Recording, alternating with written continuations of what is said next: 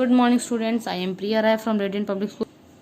Good morning, students. I am Priya Rai from Radiant Public School. According to our routine, today is Tuesday, so we are going to read Hindi grammar.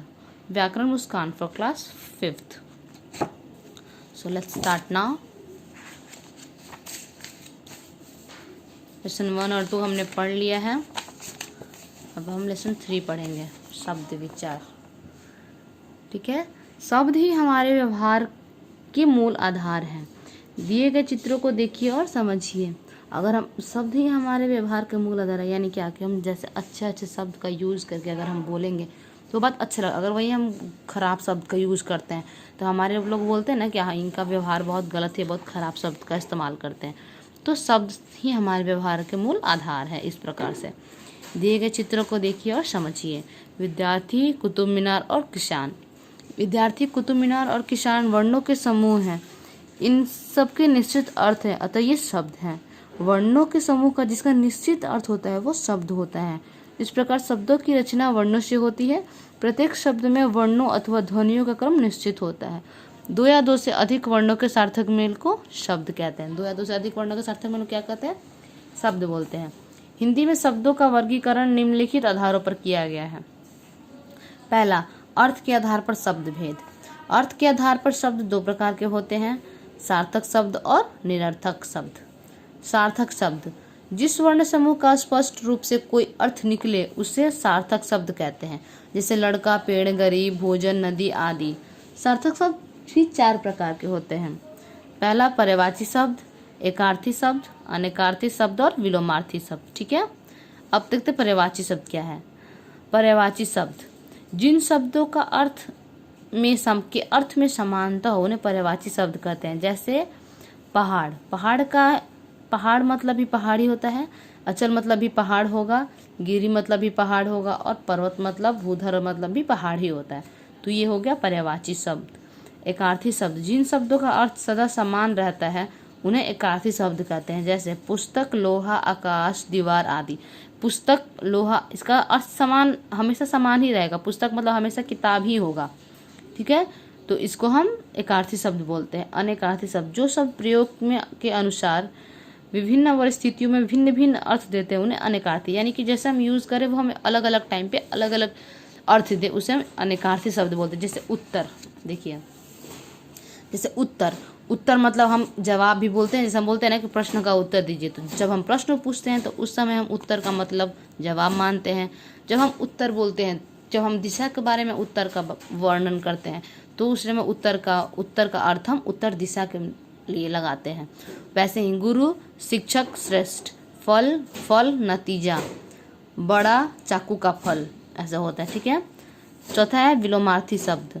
विपरीत भाव प्रकट करने वाले शब्द विलोमार्थी शब्द कहलाते हैं. जैसे आगे का पीछे, कम अधिक, ऊंचा नीचा, जीवन मृत्यु आदि, जो उल्टा अर्थ प्रकट करें. अब जैसे हमने सार्थक पढ़ लिया. सार्थक जिसका अर्थ स्पष्ट रूप से समझ में आए उसे सार्थक कहते हैं. सार्थक के 4 भेद, पर्यायवाची, एकार्थी, अनेकार्थी और विलोमार्थी. अब हम पढ़ेंगे निरर्थक. वे शब्द जो स्वतंत्र रूप से किसी अर्थ का बोध नहीं कराते हैं उन्हें निरर्थक शब्द कहलाते हैं. ऐसे शब्द प्रायः सार्थक शब्दों के साथ प्रयुक्त होते हैं और उनसे आदि वगैरह का अनुमान लगाया जाता है. जैसे चाय वाय, रोटी वोटी बोलते हैं ना, खाना वाना. जैसे शब्द युग में रोटी वोटी, पानी वानी, चाय वाय. सार्थक में तो रोटी हो गया, पानी हो गया, चाय होगा. निरर्थक में क्या हुआ? वोटी, वानी और वाय. इनके अतिरिक्त चटपट, खटपट, खड़खड़, सरसर आदि भी निरर्थक शब्द हैं, परंतु ये संदर्भवश अर्थ दे देते हैं. उत्पत्ति अथवा स्रोत के आधार पर शब्द भेद. उत्पत्ति अथवा स्रोत की दृष्टि से शब्द निम्न प्रकार के होते हैं: तत्सम, तद्भव, देशज और विदेशी. पहला, तत्सम शब्द. तत्सम का अर्थ है उसके समान, अर्थात संस्कृत के वे शब्द जो हिंदी में ज्यों के त्यों प्रयुक्त होते हैं तत्सम शब्द कहलाते हैं. ये शब्द बिना किसी परिवर्तन के व्यवहार में प्रयोग किए जाते हैं. जैसे तरुण, पुस्तक, अग्नि, शिक्षक, आकाश, पुष्प आदि. तद्भव शब्द. तद्भव का अर्थ है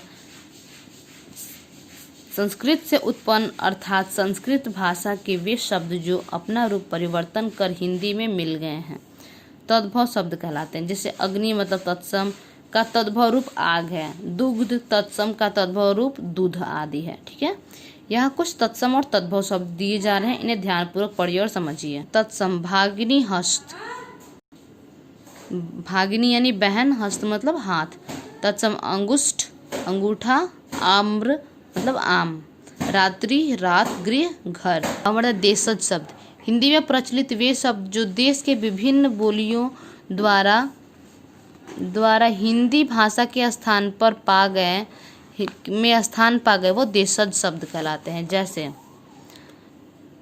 किलकारी, भिंडी, कड़क, कपास, चिकना, पापड़, सरपट, बाजरा, ये सब हिंदी में हम लोग यूज करते हैं, पर ये सब देशज शब्द हैं। ठीक है, खचाखच, मुकुट आदि। विदेशी शब्द वे शब्द जो संसार के विभिन्न भाषाओं से हिंदी भाषा में आ गए तथा हिंदी भाषा ने थोड़े थोड़े बहुत परिवर्तन के साथ उन्हें अपना लिया, उन्हें विदेशी शब्द कहलाते हैं। जैसे अंग्रेजी शब्द हो गया coat, vote, engine, plate, cup, school, tax, doctor, biscuit, lamp, college, suitcase. ठीक है, अरबी हो गया किताब, हलवाई, खत्म, नगद। तुर्की हो गया सराय, कुल्ली, चम्मच। पुर्तगाली हो गया पादरी, बाल्टी, अलापिन। फारसी हो गया आसमान, दरवाजा, बुलबुल। यानी ये सब विदेशी शब्द हैं। अब है आपका व्युत्पत्ति अथवा रचना के आधार पर शब्द भेद। व्युत्पत्ति अथवा रचना की दृष्टि से शब्द तीन प्रकार के होते हैं: रूढ़ शब्द, यौगिक शब्द और योगरूढ़ शब्द।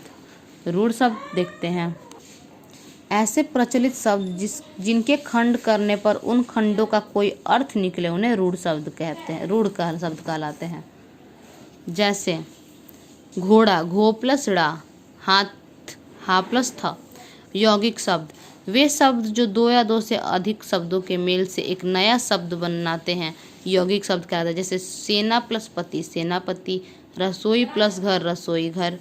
योगरूढ़ शब्द दो या दो से अधिक शब्दों या शब्दांशों के मेल से बनने वाले वे शब्द जो किसी विशेष अर्थ का बोध कराते हैं, योगरूढ़ शब्द कहलाते हैं। जैसे लंबोदर, लम प्लस उदर, बड़े पेट वाला गणेश जी।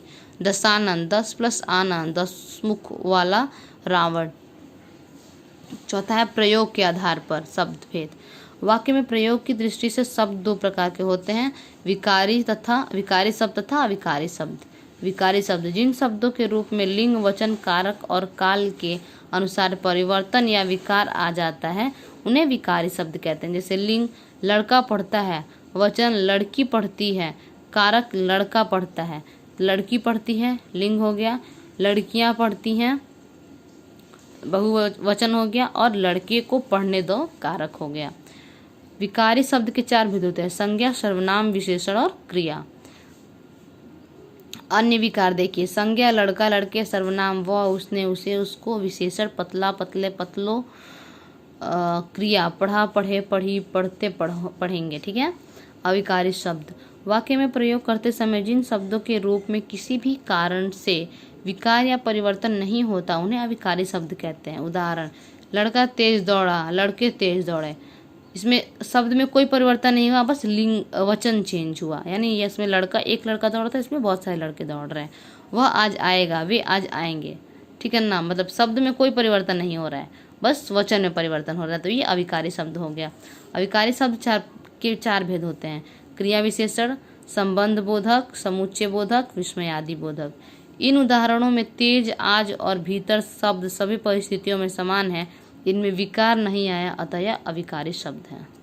शब्द और पद जब शब्द किसी वाक्य में प्रयुक्त हो जाता है तो वह शब्द पद बन जाता है, परंतु जब शब्द किसी वाक्य का अंग नहीं होता, स्वतंत्र होता है, तब वह शब्द कहलाता है।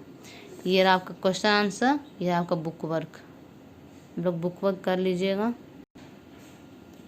Class 5 lesson 3 Hindi grammar. निम्नलिखित प्रश्न को उत्तर शब्द को परिभाषित कीजिए। दो या दो से अधिक वर्णों के सार्थक मेल को शब्द कहते हैं।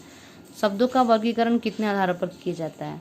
शब्दों का वर्गीकरण 4 आधारों पर किया जाता है: अर्थ के आधार पर, उत्पत्ति के आधार पर, व्युत्पत्ति के आधार पर और प्रयोग के आधार पर। रचना के आधार पर शब्दों को कितने भागों में बांटा जाता है? रचना के आधार पर शब्दों को 3 भागों में बांटा जाता है, रूढ़ शब्द, यौगिक शब्द और योग ऋण शब्द। अविकारी शब्द कौन से होते हैं बताइए? अविकारी शब्द सभी परिस्थितियों में समान होते हैं, इनमें विकार नहीं आता। तेज, आज, भीतर। ठीक है, ये आपका क्वेश्चन